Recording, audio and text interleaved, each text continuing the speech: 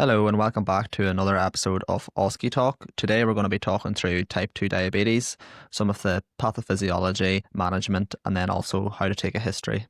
So to start with, what is type 2 diabetes? And this is where the body becomes resistant to insulin, and that's the hormone that helps move glucose from the bloodstream into the cells. And why does this resistance happen? Well, it's often linked to excess visceral fat or chronic inflammation and inactivity. So in other words, you've got more fat tissue, especially usually around the abdomen, and it becomes harder for cells to respond to the insulin properly.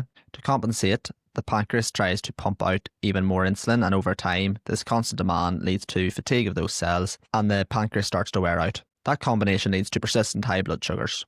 This is an important issue because type 2 diabetes is one of the biggest pressures facing the NHS right now, and it's linked to our rising rates of obesity. So they love to test it in OSCEs. In real life, it's also a serious issue, and it's important to know how to manage these patients appropriately. And as we've already talked about in the type 1 diabetes episode, chronic hyperglycaemia is extremely bad for the body. It causes massive macrovascular as well as microvascular problems, such as diabetic retinopathy, nephropathy, as well as neuropathy. And in the last episode, we used Kevin to help remember this. So K for kidneys, E for eyes, V for vascular, I for infection, and N for neuropathy. So it's going to be a very common situation that you're going to see in your OSCEs. And Matthew's going to take us through the common presentation of these patients now. Thank you, Peter. So these patients will present quite similarly to your type 1 patients in terms of symptoms.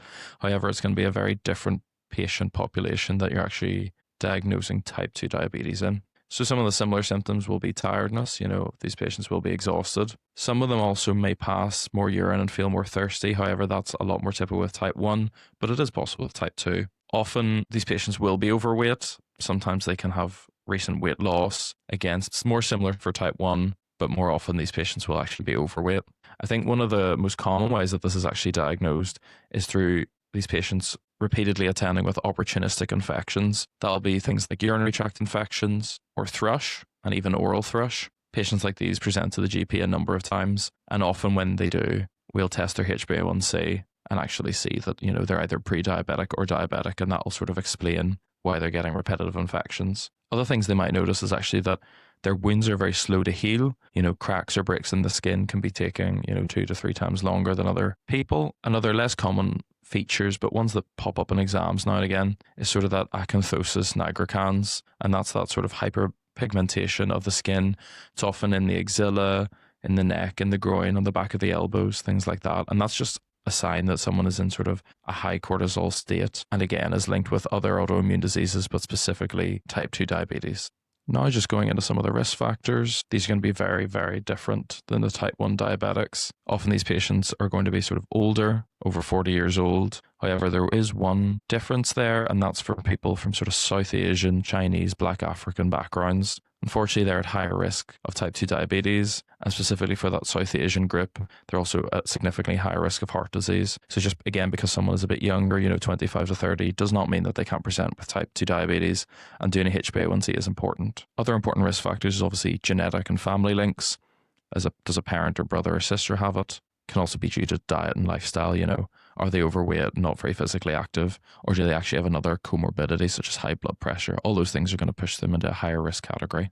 So the most common test used nowadays to diagnose type 2 diabetes would be the HbA1c, and that blood test is used to reflect the average blood glucose levels over the past 2 to 3 months. A result of 48 millimoles or above would confirm diabetes. If it's in the range between 42 and 47, we would indicate that as pre-diabetes, and that's really a warning sign that the person would be on a path towards diabetes, and it's a good time to try and make interventions, and you can warn the patients about the complications of diabetes to try and get them to make an early change at that point.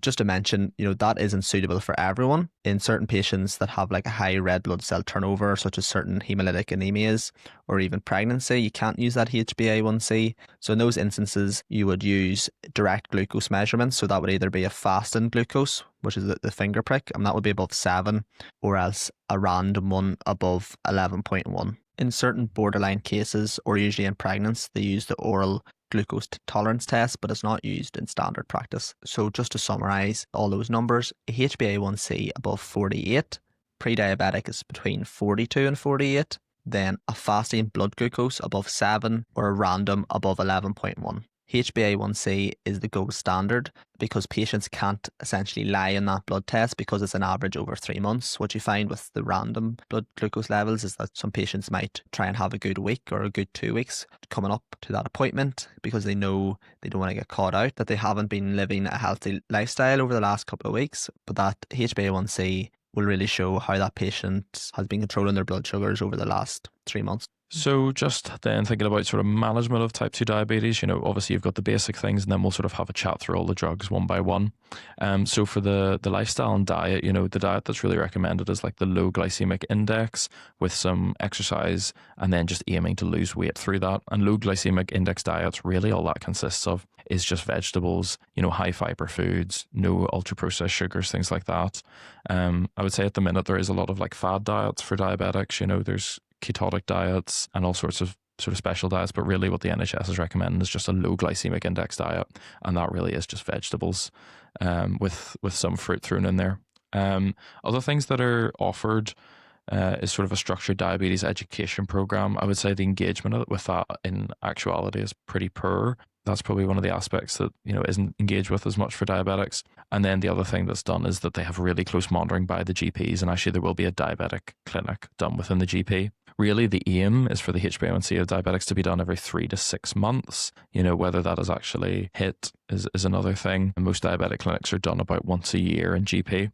Other things that they should just be checked up on is their blood pressure, because again, they're quite comorbid with blood pressure. Their cholesterol should be checked, renal function, and then obviously be getting their foot and eye checks as well. And then just thinking about sort of the feet and eyes and the kidneys, there might be other medications that you need to add in there as well. So ACE inhibitors for the kidneys or high blood pressure. We have to think about maybe the cholesterol, adding in a statin, just things like that. They're quite comorbid. So those are extra medications they might need. But thinking about then the core medication that they'll be on, it's basically a very simple stepwise approach. And I think it's something that definitely confused me in medical school. I didn't quite know where you went from sort of the first or second line, but it's very straightforward. So I'll just take you through that now. So metformin medications are first line, basically in all patients. These just increase the insulin sensitivity of the body, and the main side effects are GI. People get quite sore, upset stomachs, feel quite sick, get some constipation, some diarrhea. What I would say is that a lot of patients will complain about those, but you can actually swap to a modified release metformin, and sometimes that can help. So you want to try basically metformin, standard release, and then a modified release metformin as your first line. Other really important things, especially in like a OSCE, looking at a drugs chart, if patients are coming in quite unwell on these medications, it can exacerbate the risk of AKI and actually lead to lactic acidosis and make patients very unwell, and that'll cause sort of a metabolic acidosis. So oftentimes it's actually stopped on admission to hospital. Then from there, you sort of would think about then, does the patient need to be on maybe a sulfonylurea medication? That'll be something like a gliclazide medication. Patients are mostly suitable for this. The ones that wouldn't be suitable would be ones who are at risk of hypoglycaemia, so very low sugars, or ones who are already overweight with a very high BMI, as these drugs actually can push your BMI up, and they can also increase the risk of hypoglycemia. Onwards from there, then we have a few other options, and at this point it is sort of trial by trial basis. So there's the pioglitazone medications, which are sort of an older type of medication. They aren't used as much, and the main reason for that being is that there is a risk of fluid retention, risk of tipping people into heart failure, increasing the weight of some patients. And then actually recently there was a study that showed there is an increased risk of bladder cancer with these medications. So they're pretty much not in a first to fourth line anymore. Other medications then we need to think about are things like the SGLT2 inhibitors. Now, they're really brilliant. They're useful in heart failure and chronic kidney disease, and they have a number of benefits. So you can actually get weight loss with them. They can help improve the blood pressure, because they are also blood pressure medications. They can actually help with your sugar control. However, through helping with the sugar control, it causes a lot of urine to be passed, and that urine is very sugary. So actually, if you think about the risks then, well, you're going to be more likely to get urinary tract infections and infection around the groin area, just because you are passing a lot of sugar out in the pee. The other sort of rarer but important to note side effect is it can increase the risk of diabetic ketoacidosis. So it wouldn't be appropriate for those patients with type 1 diabetes, really.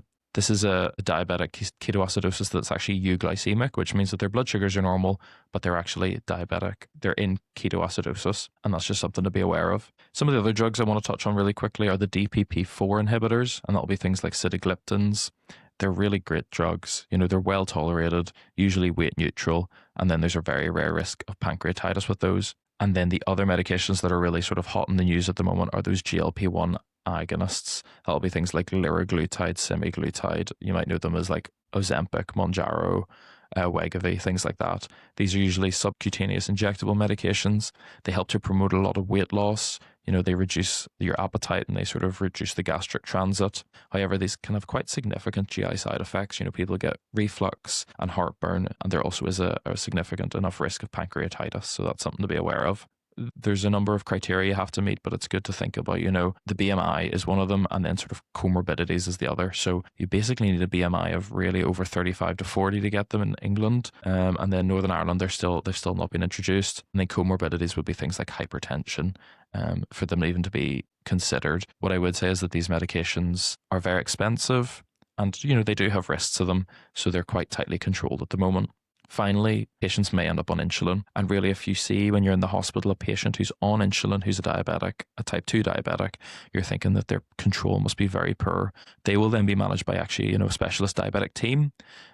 There's rules about driving, employment, things like that. So it is quite significant to be on insulin as a diabetic. And just a really interesting thing to note that I hadn't really learnt about until this year was that when you give insulin to a type 1 diabetic, that'll bring their blood sugars down significantly, whereas giving insulin to a type 2 diabetic doesn't have that same effect. If you think about it, type 1s don't produce insulin, so even a small amount will have a big effect, whereas type 2s have loads of insulin and their body's under lots of stress, and so giving them more insulin will not help as much. And that's normally, again, towards the later stages.